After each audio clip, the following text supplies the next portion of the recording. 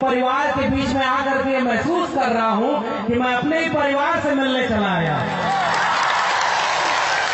और सच बात यह है कि उस दिल्ली का क्या गुणगान करना जो 150 लोग संविधान को तोड़ने के लिए आंदोलन करें तो पूरे देश में चर्चा होती है, और यहाँ हजारों लोग इस मुल्क के आदिवासी इस संविधान को बचाने के लिए एकजुट हैं। उस दिल्ली को सुनाई नहीं देता है, हम उसे सुनाने के लिए यहाँ आए हुए। और मैं सबसे पहले आप सभी लोगों की इस एकता को, आपकी लड़ाई को सलाम करता हूं। और ये लड़ाई तो कोई आज की नहीं है, हम लोगों को तो पढ़ने लिखने का मौका मिला तो हम लोग भी गलत इतिहास पढ़ते थे। जब यहाँ लोग बता रहे थे कि जहां हम खड़े हैं ये बेड़का जगह है और इसे बदल करके कैसे बेड़ेश्वर धाम किया गया है और वहां नए नए मंदिर बन गए हैं, ये गलत कर दिया। हमारे इतिहास पर अपना इतिहास आरोपित कर दिया। और हमारे लोग कह रहे थे कि हम इसे उनके नाम से नहीं बुलाएंगे, हम इन्हें अपने नाम से बुलाएंगे कि ये आज भी इस देश के मूल निवासियों की जमीन बेड़का है और हम अपना इतिहास लेकर के उस इतिहास को गलत साबित करेंगे। और यही काम पूरे देश में हुआ है साथियों। आप तो जागरूक लोग हो, हम आपसे कोई नई बात कहने नहीं आए, हम तो आपसे मिलने आए और मिलकर जा रहे हैं। अभी देखा कई किलोमीटर तक लोग अभी पैदल चले आ रहे हैं, अपने पैसे से आ रहे हैं। ये बस में ट्रक में भर कर लाई गई पैसा देकर भीड़ नहीं है, ये अपने वजूद के लिए आई भीड़ है। तो हमारे पास तो ये बात की मौका है, भगवत जी और तमाम लोगों ने ये मौका दिया कि हम आपसे हिम्मत लेकर जा रहे हैं।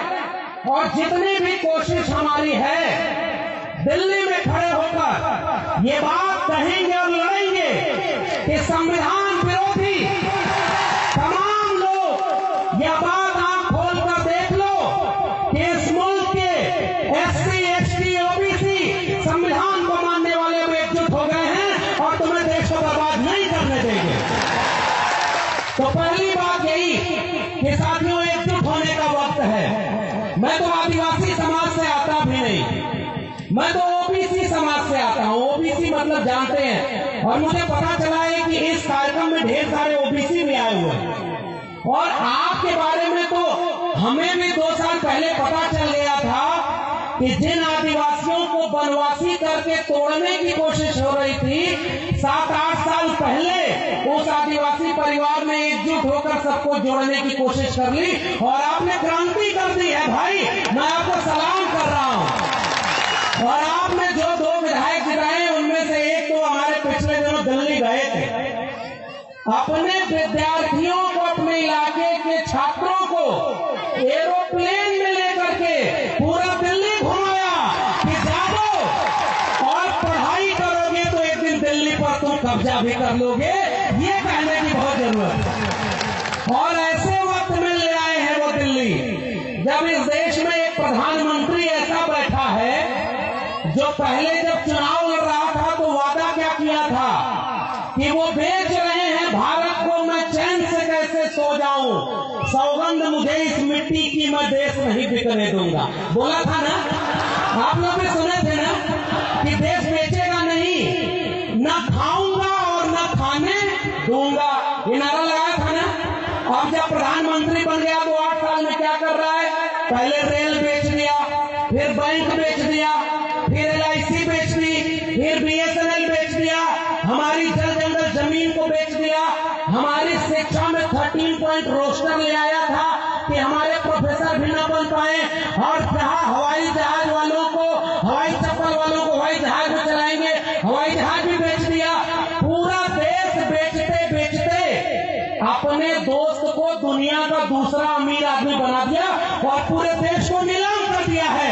ऐसे वक्त में हम खड़े हैं, तो मैं तो ऐसे क्रांतिकारी लोगों को सलाम कर रहा हूं। आपने ऐसा विधायक चुना जो आपके विद्यार्थियों की शिक्षा की चिंता करता है। मैं तो उत्तर प्रदेश का रहने वाला हूं, वहां जो विधायक और सांसद दिल्ली और उत्तर प्रदेश में है वो स्कूल और विद्यालय की चिंता नहीं कर रहे, वो शौचालय और देवालय की चिंता कर रहे हैं और रोज इनको लड़वाते हैं। इस मुल्क के मूल निवासी कौन? ये हम लोग हैं ना। मैं ओबीसी समाज से आता हूँ। एक ही बात, दो बात कहने आया हूँ। पहली बात तो शिक्षा की करने आया। मैं दिल्ली विश्वविद्यालय में पढ़ाता हूँ और पता है अभी परमानेंट प्रोफेसर नहीं हूँ, टेम्परेरी हूँ। टेम्परेरी मतलब समझ रहे हैं? वो वाला टेम्परेरी नहीं जिसमें प्रधानमंत्री भी टेम्परेरी होता है, 5 साल बाद उसको चुनाव लड़ना होता है। और वो ऐसे बन गया जैसे लग रहा पूरा देश उन्हीं का है और देश बेच दो। हम लोगों को अब परमानेंट नहीं किया जा रहा। जानते हैं क्यों? जब तक इस देश के एससी, एसटी और ओबीसी, अभी हमारे पूर्व के विधायक साहब बोल रहे थे ना, जो नीचे था उसको ऊपर करना है और ऊपर वाले को। और मुझे पता चला कि बेड़का जहां पर ये कार्यक्रम हो रहा है, देश में बुलडोजर चल रहा है संविधान के ऊपर और लोगों को घरों को गिरा रहा है। बेड़का में कुछ दिन पहले बुलडोजर चला था जमीन बराबर करने का, चला था ना। हम भारत के संविधान को आगे रखकर इस देश की जाति व्यवस्था, जिसमें कोई मुख से पैदा हुआ, कोई भुजाओं से पैदा हुआ और अपने को ऊपर रख करके देश को बर्बाद किया, हम इस देश के एससी, एसटी, ओबीसी आ जाओ संकल्प लें कि एक बराबर जमीन बनाएंगे और कोई बड़ा और कोई छोटा इस देश में नहीं होगा। भाई इस देश को बनाया हमने, इन बंजर जमीनों को उपजाऊ बनाया हमने।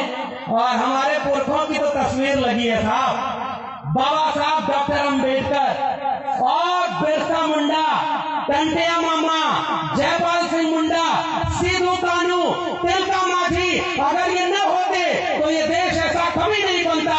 ये बात मैं आपसे कहने आया हूं कि हमारे पुरखों ने ये लड़ाई लड़ी।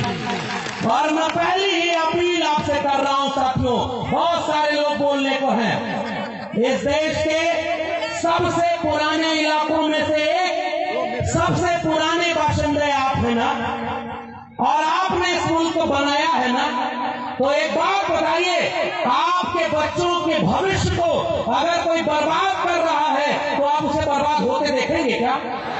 क्या अपने बच्चों के भविष्य को बर्बाद करने देंगे क्या?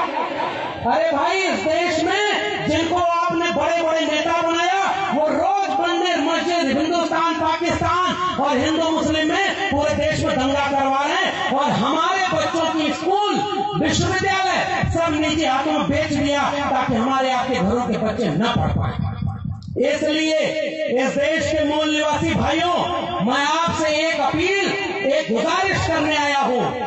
भूखे रहना, प्यासे रहना, एक कपड़ा कम पहनना, आप घर में एक रोटी कम बनाना, लेकिन हाथ उठाकर बताओ, आप अपने बच्चों को पढ़ाओगे कि नहीं पढ़ाओगे?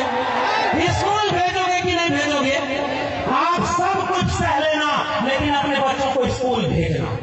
बाबा साहब डॉक्टर अंबेडकर ने एक बात कही थी, जिस दिन इस देश में मंदिर जाने वाली भीड़ स्कूल जाने लगेगी, उस दिन इस देश में क्रांति हो जाएगी और इस देश को कोई गुलाम नहीं बना पाएगा।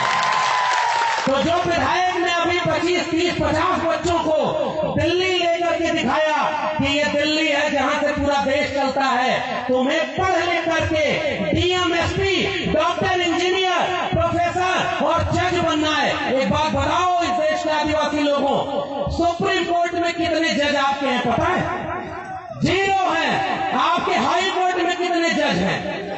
आपके प्रोफेसर कितने हैं? सब 0 हैं लगभग। और सारा कब्जा किसने किया है? 5% लोगों ने इस देश के 90% जगह, जमीन, प्रोफेसर, डॉक्टर, इंजीनियर सब पर कब्जा किया है। क्या हम लोग गुलाम हैं क्या? हमारे पुरखों ने लड़ाई लड़के इस मुल्क की मिट्टी को बचाया है ना।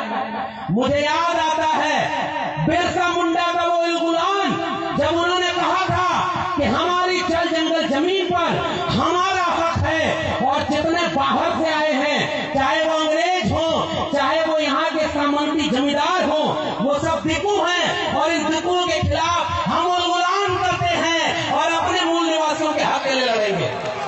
बिरसा मुंडा ने क्या इसीलिए लड़ाई लड़ी थी कि आज 75 साल बाद इस मुल्क के सुप्रीम कोर्ट में आपके जज ही ना हो? आज मैं दिल्ली विश्वविद्यालय से आया हूं भाई, और आपसे कहने आया हूं कि आपके प्रोफेसर वहां नहीं है। 92 कॉलेज दिल्ली यूनिवर्सिटी के हैं, उसमें से एक भी कॉलेज का प्रिंसिपल कोई आदिवासी नहीं है। ये किसका देश है भाई? न जज हमारे, न वकील हमारे, न डॉक्टर हमारे, न इंजीनियर हमारे, और रोज ये कहते हैं हिंदू मुस्लिम के खिलाफ लड़ाने के लिए। अरे हमारे पुरखों को जब मौका मिला, सिद्धू कान्हू तिलका मांझी को, बिरसा मुंडा जयपाल मुंडा को, अंग्रेजों के खिलाफ भी बगावत की थी। आज वो लोग शासन कर रहे हैं जो अंग्रेजों से माफी मांगते थे। पहचाने कि नहीं? अंग्रेजों से माफी मांगते थे ना। अंग्रेजों से जो राजा महाराजाओं के इतिहास पढ़ा जाता है, और हमारे यहाँ खड़ी गम्मो कहते हैं, मूंछ पर राजस्थान को ताव देते हुए कहते हैं कि राजपूताना शान है। अरे भाई, तुम्हारी तलवार को जंग लग गया था क्या जब इस देश को सब गुलाम बना रहे थे? और आज तुम झूठा इतिहास पढ़ाते हो केवल राजपूताना किस बात का? अगर इस देश के मूल निवासी न होते तो ये भारत हमेशा गुलाम बना रहता। हमने लड़कर के इस मुल्क को आजाद बनाया, और इसलिए मैं आपसे केवल गुजारिश कर रहा हूं, एक तो ये बात मानकर चलो। आप बताओ, आपके सरकारी स्कूल बर्बाद हो गए कि बचे? बर्बाद हो गए कि नहीं? आपके सरकारी स्कूल में मास्टर जितने होने चाहिए उतने हैं क्या? वहां बिल्डिंग है क्या? वहां पानी शौचालय है क्या? स्कूल बर्बाद कर दिया, पढ़ाई खत्म। जब पढ़ाई खत्म हो जाएगी तो बिरसा मुंडा को पढ़ेगा कौन? सिद्धू कान्हू को पढ़ेगा कौन? और भारत के संविधान को कौन पढ़ेगा? और जब आपके बच्चे पढ़ेंगे नहीं ना, तो कल को बेड़का धाम को कोई बड़ेश्वर धाम बना देगा और हम आप कुछ नहीं कर पाएंगे। शिक्षा अगर नहीं मिली तो हमारी पीढ़ियां गुलाम पैदा होंगी। इसलिए इस राजस्थान के लोगों, इस भारत के मूल निवासी लोगों, इस देश के दलित पिछड़े आदिवासी लोगों, एक संकल्प लो कि चाहे कुछ भी हो जाए, हम अपने इसको घर के लड़के और लड़कियों दोनों को स्कूल भेजेंगे और पढ़ाई करेंगे ताकि आने वाली पीढ़ी गुलाम न पैदा हो।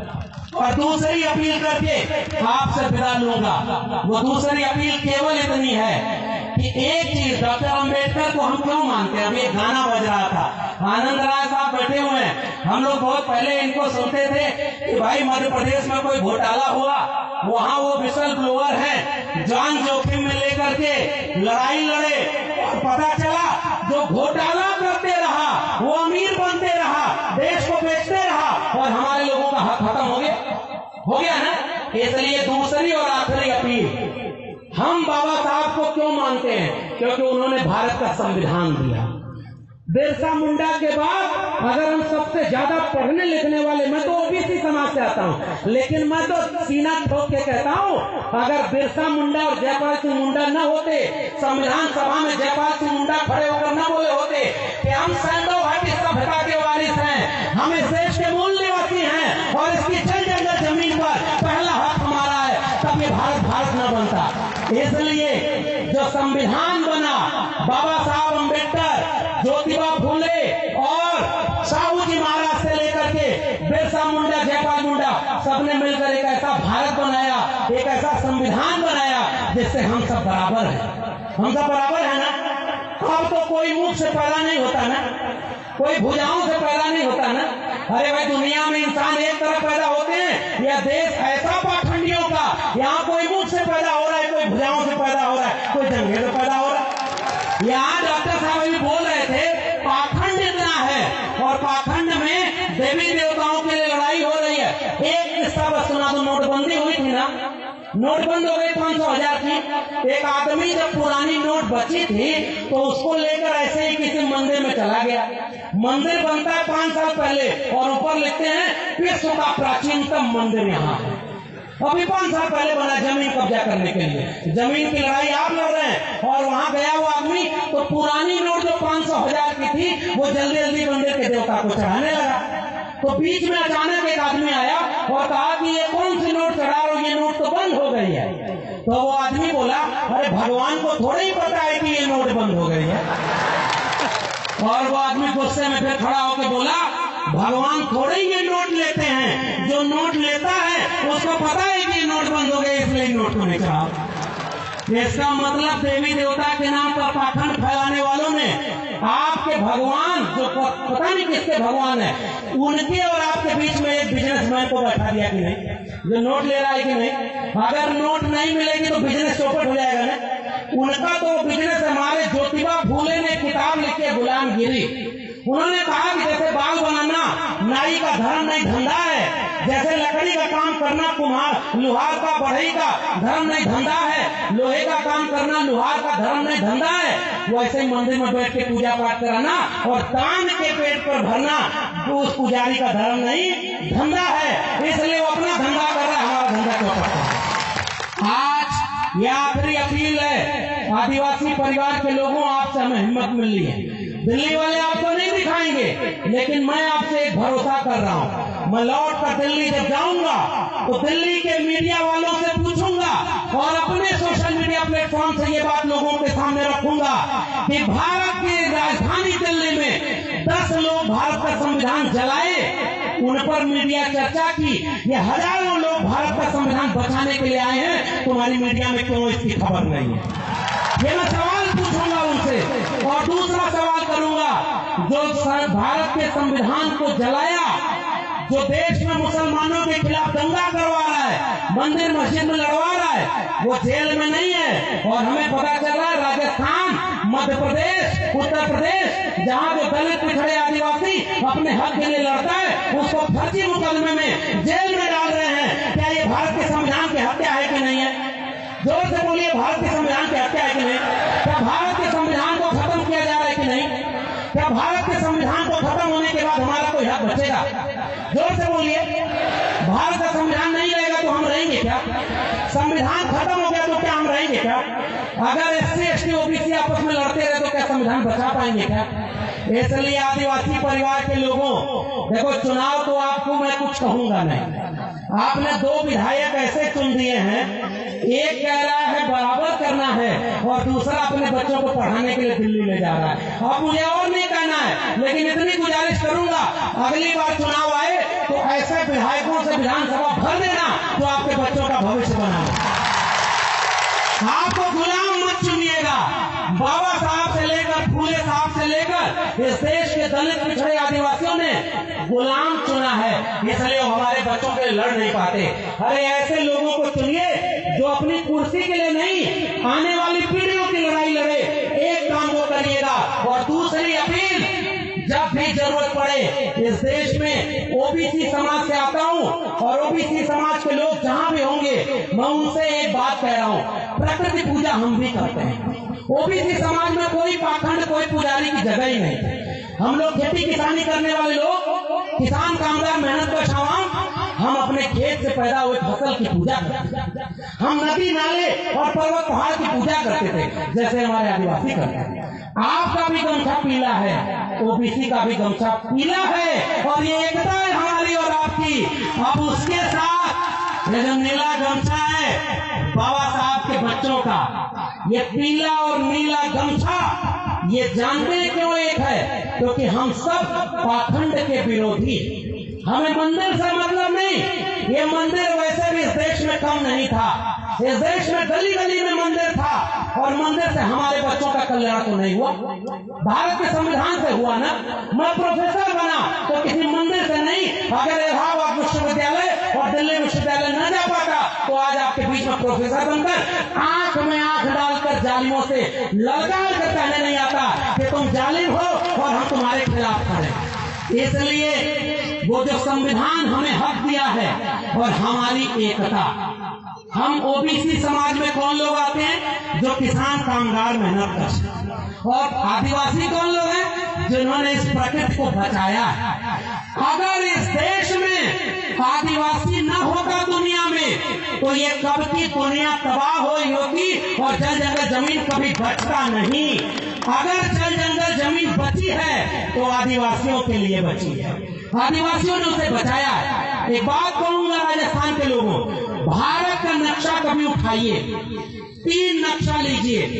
पहले नक्शे में भारत का भूगोल बनाइए,